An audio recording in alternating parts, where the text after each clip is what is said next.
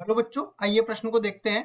अधिकतमीकरण करें। और यहाँ पे देखो उद्देश्य फलन दे रखा है z बराबर में y माइनस 2x, जबकि व्यवरोध दे रखे हैं x छोटा या बराबर है 2 के, x प्लस वाई बड़ा या छोटा या बराबर है 3 के, और तीसरा है माइनस 2x प्लस वाई छोटा या बराबर है 1 के, और x बड़ा या बराबर है 0 के, y बड़ा या बराबर है 0 के।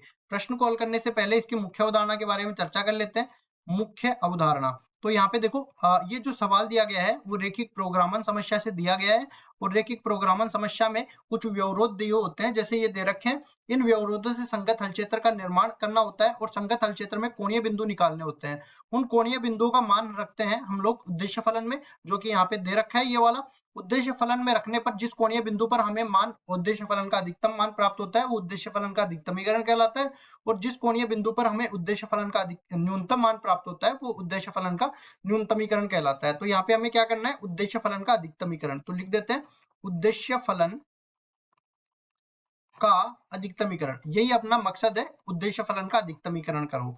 तो इसके लिए मेरे को व्यवरोधों से सबसे पहले संगत हल क्षेत्र का निर्माण करना पड़ेगा। तो देखो पहले व्यवरोधों को देख लेते हैं। सबसे पहला व्यवरोध अपने पास आ जाता है x बड़ा या बराबर है 0 के, y बड़ा या बराबर है 0 के। ये x बराबर 0 y x का समीकरण होता है, y बराबर 0 x x का समीकरण होता है। इसका मतलब ये है कि ये भी धनात्मक है और ये भी धनात्मक है। मतलब कि जो भी अपने पास जो भी अपने पास हल क्षेत्र आने वाला है, उपनिष्ठ हल क्षेत्र, वो प्रथम चतुर्थांश में आने वाला है और इसीलिए इनको ऋणोत्तर व्यवरोध भी बोला जाता है। ठीक है, अब उसके बाद आगे बढ़ते हैं और दूसरी व्यवरोध के बारे में चर्चा कर लेते हैं। x छोटा या बराबर है 2 के, ये अपने पास x बराबर 2 मतलब y x के समांतर कोई रेखा है जो x बराबर 2 से गुजरती है। ठीक है, इसको बोल देंगे y x के समांतर रेखा, y अक्ष के समांतर रेखा। और y अक्ष के समांतर रेखा है तो इसके दाईं तरफ वाला भाग अपना हल क्षेत्र बनने वाला है। ठीक है, ये अपने जो हम लोग बनाएंगे पहले तो ग्राफ, जब भी अपने को असमीका का हल क्षेत्र निकालना होता है तो पहले तो रेखा का निर्माण करना होता है, और रेखा का निर्माण समीकरण से होता है। इस तरह मैंने समीकरण में बदला है पहले इसे। अब तीसरा व्यवरोध देख लेते हैं। ये अपने पास है x प्लस वाई छोटा या बराबर है 3 के, इसको पहले समीकरण में बदलेंगे, ये बन जाएगा x प्लस वाई बराबर में 3। समीकरण से रेखा का निर्माण करने के लिए दो बिंदुओं की जरूरत पड़ेगी। x बराबर 0 लिया तो y का मान 3 प्राप्त हो गया, और इसी तरह y बराबर 0 लिया तो x का मान 3 प्राप्त हो गया। यहाँ से 0,3 बिंदु मिल गया, यहाँ से 3,0 बिंदु मिल गया। अब देखो एक व्यवरोध और बच गया अपने पास, इसको भी हल कर लेते हैं। माइनस 2x प्लस वाई छोटा या बराबर है 1 के, तो इसको समीकरण में बदलेंगे, माइनस में 2x प्लस वाई बराबर में 1, ये बन जाएगा। अब देखो दो बिंदु निकालने के लिए जब मैं x बराबर 0 रखूंगा तो y का मान मेरे पास माइनस में प्लस में 1 के बराबर निकल के आएगा। इसी तरह जब मैं y बराबर 0 रखूंगा तो x का मान मेरे पास माइनस 1/2 निकल के आएगा। यहाँ से बिंदु मिल गया 0,1 और यहाँ से बिंदु मिल गया माइनस 1/2, 0 के बराबर। अब चलते हैं सवाल में आगे की तरफ। इसके हल क्षेत्र के निर्माण के लिए पहले तो कार्तीय तल ले लेते हैं हम लोग, इसमें धनात्मक x अक्ष ले लेते हैं और धनात्मक y अक्ष ले लेते हैं। इस तरह से हमने ले लिया, और साथ ही साथ देखो इस तरह से देखो कि हमें माइनस 1/2, 0 की भी जरूरत पड़ेगी, तो x अक्ष को ऋणात्मक की तरफ भी थोड़ा सा बढ़ा देते हैं क्योंकि हमें इस बिंदु को लेना है। अब देखो पैमाना यहाँ पे मान लेते हैं बिंदुओं के हिसाब से। बिंदु अपने को 0,3, 3,0 इस तरह से दे रखे हैं, तो हम लोग मान लेते हैं एक खाना बराबर में 1 इकाई। तो एक खाना बराबर 1 इकाई जैसे ही लेते हैं तो यहाँ पे ये बन जाएगा 1 के बराबर, ये बन जाएगा 2 के बराबर, ये बन जाएगा 3 के बराबर, और इसी तरह इधर भी चलेंगे, ये अपने पास 1 बनेगा, ये अपने पास 2 बनेगा, ये अपने पास 3 बनेगा। इसी तरह ये अपने पास कितना बन जाएगा, ये -1 बन जाएगा, और -1 है तो ये -1/2 बन जाएगा। अब उसके बाद आगे बढ़ते हैं और रेखाओं का निर्माण कर लेते हैं। पहली वाली जो रेखा है वो x बराबर में 2 से गुजरती है, तो y x के समांतर मैंने बोला था, y x के समांतर रेखा इस तरह से ये गुजरेगी। ठीक है, इसको मैं सही कर देता हूँ। देखो थोड़ा सा ये टेढ़ा चला गया, तो इसको मैं इस तरह से लाता हूँ।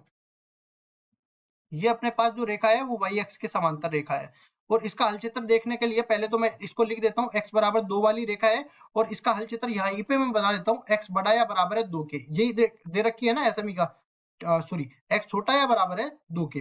इसको मैंने उल्टा बोल दिया था। यहाँ पे जो बाई तरफ वाला क्षेत्र है वो नहीं लेंगे, जो दाई तरफ वाला क्षेत्र है वो लेना पड़ेगा। तो x छोटा या बराबर है 2 के, तो इस तरफ वाला भाग हमें लेना पड़ेगा, और यहाँ से निकल के आया इस तरफ वाला भाग। ठीक है, और x अक्ष से निकल के आया इस तरफ वाला भाग। अब देखो आगे वाले व्यवरोधों से हम रेखा का निर्माण कर लेते हैं। ये अपने पास 0,3 और 3,0 से गुजर रही है रेखा, तो 0,3 ये है और 3,0 ये है। दोनों बिंदुओं को हम लोग मिलाते हैं तो रेखा का निर्माण हो जाता है। अब रेखा के निर्माण होने के बाद पहले तो इसको नाम दे देते हैं, ये अपने पास ए बिंदु इसको नाम देते हैं पहले तो 2,0 इसके निर्देशांक है। इसी तरह इसको मैं बी बिंदु नाम दे देता हूँ, इसके 3,0 निर्देशांक है। इसको सी बिंदु नाम दे देता हूँ, 0,3 इसके निर्देशांक है। इसका समीकरण है x प्लस वाई बराबर में 3 के बराबर। अब आगे बढ़ते हैं और ये वाला जो समीकरण है इसमें 0,1 और -1/2 0 से गुजर रहा है, तो 0,1 वाला बिंदु इसको देखो अलग कर लेते हैं। ये 0,1 वाला बिंदु है, ये -1/2 वाला बिंदु है। दोनों बिंदुओं को हम लोग मिलाएंगे और रेखा को आगे की तरफ बढ़ा देंगे, तो इस तरह से ये रेखा जाएगी और यहाँ पे नीचे की तरफ भी ये रेखा इस तरह से जाएगी। ठीक है, अब देखो यहाँ पे पहली वाली रेखा x प्लस वाई छोटा या बराबर है 3, यहाँ से SME का है, इसमें मूल बिंदु रखेंगे, मूल बिंदु संतुष्ट कर जाता है, मतलब इस रेखा का हल क्षेत्र नीचे की तरफ वाला भाग अपने पास बनने वाला है।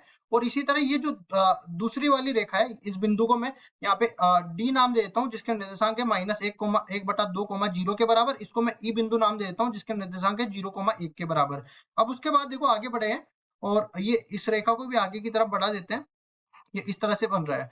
अब उसके बाद क्या बन रहा है, ये -2x प्लस वाई, इसका समीकरण है -2x प्लस वाई बराबर में 1 के बराबर। तो यहाँ से SME का क्या है, -2x प्लस वाई छोटा या बराबर है 1 के। इसमें मूल बिंदु रखते हैं तो मूल बिंदु इसको संतुष्ट कर जाता है, मतलब मूल बिंदु की तरफ वाला भाग इसका हल क्षेत्र बन जाएगा, इस तरफ वाला भाग। अब इन सबका जो उभयनिष्ठ बिंदु है, वो उभयनिष्ठ बिंदु यहाँ पे मैं छायांकित कर लेता हूँ। ये अपने पास इस तरह से ये बनने वाला है, ठीक है। और प्रथम चतुर्थांश का केवल भाग हम लोग लेने वाले हैं, तो इस तरह ये अपने पास हल क्षेत्र बन जाएगा, ठीक है। अब उसके बाद में देखो इसके कोणीय बिंदु भी देखने पड़ेंगे। ये जो अपने पास हल क्षेत्र है ना, उभयनिष्ठ हल क्षेत्र, यही अपना संगत हल क्षेत्र के नाम से जाना जाता है। और जो जो रेखा इसमें स्पर्श कर रही है, वो रेखा इसमें शामिल होने वाली है, क्योंकि असमीका की जिनके साथ में अपने पास बराबर का चिन्ह भी मौजूद था व्यवरोधों में। तो यहाँ पे देखो कोणीय बिंदु कौन कौन से आ रहे हैं। पहला कोणीय बिंदु अपने पास ये मूल बिंदु है, इसको अलग ही लिख देते हैं, देखो इस तरीके से।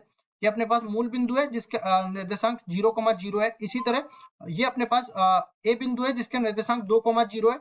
इसी तरह आगे बढ़ते हैं और ये ई बिंदु है जिसके निर्देशांक 0,1 है। और यहाँ पे ये वाला बिंदु एक मेरे को निकालना पड़ेगा, इसको एफ बिंदु बोल देता हूँ। और इसी तरह ये वाला निर्देशांक मेरे को निकालना पड़ेगा, इसको जी बिंदु बोल देता हूँ। अब देखो यहाँ पे ये वाला बिंदु मैं निकालता हूं, तो यहाँ पे x बराबर तो 2 है, तो इसका x निर्देशांक तो 2 के बराबर हो गया। और y निर्देशांक इस रेखा पर देखेंगे तो x बराबर 2 हो गया, तो y बराबर 1 होना पड़ेगा, तो ये अपने पास y बराबर 1 हो गया। इसी तरह इन दोनों का प्रतिच्छेद बिंदु भी हम लोग देख लेते हैं। तो इन दोनों का प्रतिच्छेद बिंदु निकालने के लिए इसको सरल करना पड़ेगा। तो देखिए यहाँ पे -2x प्लस वाई बराबर में 1 बन जाएगा और यहाँ पे x प्लस वाई बराबर में 3 बन जाएगा। विलोपन विधि से हल कर लेते हैं, घटा देते हैं इसमें, तो ये -3x बच जाएगा, y से y कट गया और दूसरी तरफ -2 बच जाएगा।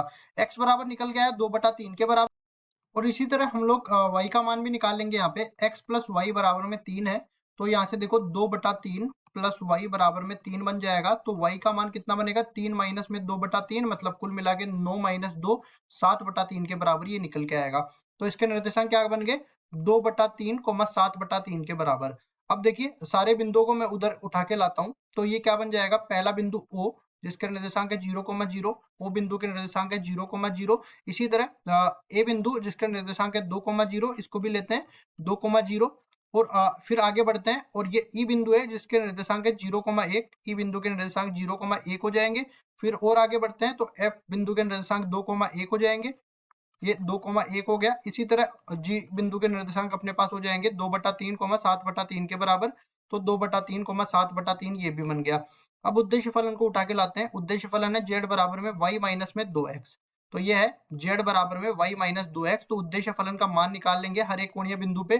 तो ये क्या बनेगा, देखिए यहाँ पे z बराबर 0 बन जाएगा, यहाँ पे z बराबर में -4 बन जाएगा, इधर z बराबर में 1 बन जाएगा, इधर z बराबर में 1 - 4 मतलब कि माइनस का 3 बन जाएगा। और इधर z बराबर में ये बन जाएगा 7/3 माइनस में 4/3। तो ये अपने पास देखो 7 - 4 3/3 के बराबर आ जाएगा, जो कि 1 के बराबर है। अब देख सकते हैं इन सब में अधिकतम मान क्या है, ये 1 है जो कि धनात्मक है, और बाकी सब तो ऋणात्मक है या 0 के बराबर है। तो यहाँ पे देख सकते हैं कि ये 1 जो है वो 0,1 पर भी घटित होता है और 2/3,7/3 पर भी घटित होता है। तो यही इसका अधिकतम मान है। और देखो मैं एक चीज और बता देता हूँ कि ये अपने को एक तो इस बिंदु पर मिल रहा है 2/3,7/3 पर, और ये एक इस बिंदु पर मिल रहा है 0,1 पर। तो मैं कह सकता हूं कि ये जो रेखा है ना, ये रेखा जिसका समीकरण है -2x + y बराबर में 1, इस पूरी रेखा पर जो जो हल क्षेत्र जहां पे ये हल क्षेत्र में है, इस पूरी रेखा पर जितने भी बिंदु होगा ना, उन बिंदुओं पर हमें जो है उद्देश्य फलन का मान 1 मिलेगा, मतलब अधिकतम मान मिलेगा। तो जब भी अपने पास उद्देश्य फलन का एक बिंदु से ज्यादा बिंदुओं पर अधिकतम या न्यूनतम मान मिलता है, तो अनंत बिंदुओं पर अधिकतम मान या न्यूनतम मान मिलता है। तो अधिकतमीकरण हमें करना था, ये हमारा उत्तर हो जाएगा। आशा करता हूँ ये सवाल आपको समझ में आया होगा। धन्यवाद।